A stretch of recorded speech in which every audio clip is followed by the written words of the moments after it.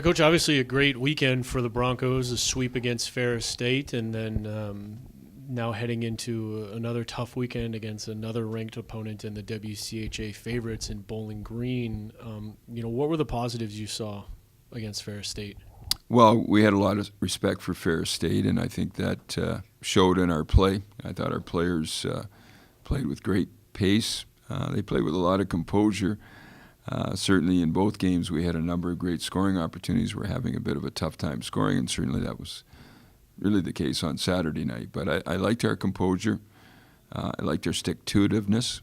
Our guys stuck to the game plan, kept executing, and found a way to win. But collectively, a real strong effort on both nights for our team. As good as we've played for a couple of years in two back-to-back games. So certainly enjoyed watching the guys play. Generally speaking, what kind of confidence can it give you going forward? I mean, undefeated through a weekend.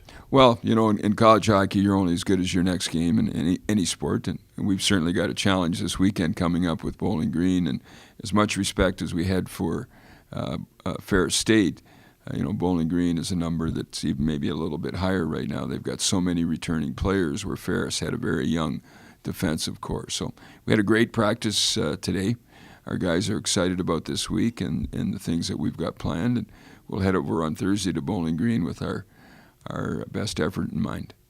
We saw some great performances from guys making their debuts this weekend. How important is it for your team this weekend for guys like Courtnall Allison, the goalie was a freshman? I mean, you've got guys who are playing impact positions who are young and inexperienced relatively at this point. Our team as a whole is still a very young team. I mean, we talked last year that on a lot of nights we only had 2 to 3 seniors dressed, and that's going to again be the case here. We have a few more seniors, but I believe on the weekend we played 4 on a regular basis. That means a lot of younger players are getting an opportunity, and they did step up. Not only the play of our freshmen who showed up in the score sheet, but some of our sophomores and juniors elevated their game. And then, our veteran players at our back I thought were very solid. Aaron Hadley had a real good weekend, was very effective in a defensive role, and certainly also created a lot of offensive chances, played with Jade McMullen and Lawton Courtnall. So we had 4 lines rolling, and it's a good feeling on the part of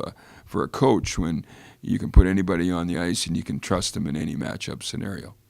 You mentioned the line with Hadley and Courtnall and McMullen, and McMullen was a kid that kind of had it rolling until the injury last year that kind of ended it for him.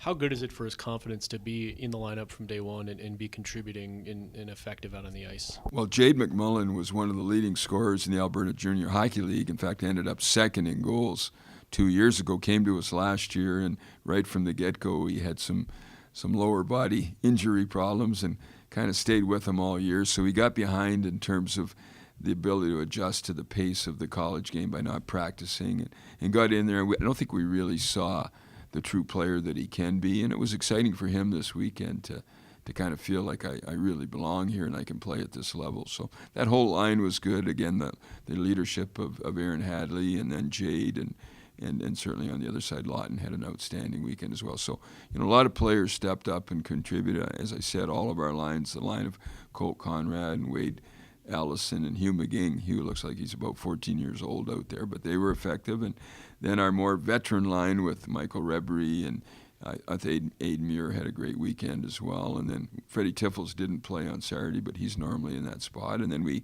had an effective line with Sheldon Dries and Matheson Acapelli and Griff Molino on the left side there. We had contributions from everybody. In terms of skating ability, there's been obviously a handful of guys that have come here that have been great skaters. But do you think this team, in terms of skating ability overall, is kind of the most, good skaters that you've had in your time here at Western? Do we have the most good skaters here? I like the terminology, but we maybe do have the most good skaters on our team since I've been here. I think our ability to get up and down the ice is good. We can play with pace, and certainly we've lost so many players early over the last number of years that we've been kind of bringing young guys along, and we knew that this group of guys coming in, one thing that they had was they could all really skate, and that's certainly been evident here in the first few games. But it's a matter of getting the puck moving a little quicker than what we have in the past. I think our defensemen have done a good job of getting it up, and And now it's a matter of just sustaining that type of offensive flow. But we know Bowling Green, again, as I said, are going to be a real tough team, and we're going to have to raise the level. The competitiveness that we're going to need this weekend is going to be high because they're a hard-working, physical team. They return most of their offense. They have two of the best defensemen in college hockey on their blue line, and their goaltender was the all-star goalie in the league last year, so they got good players.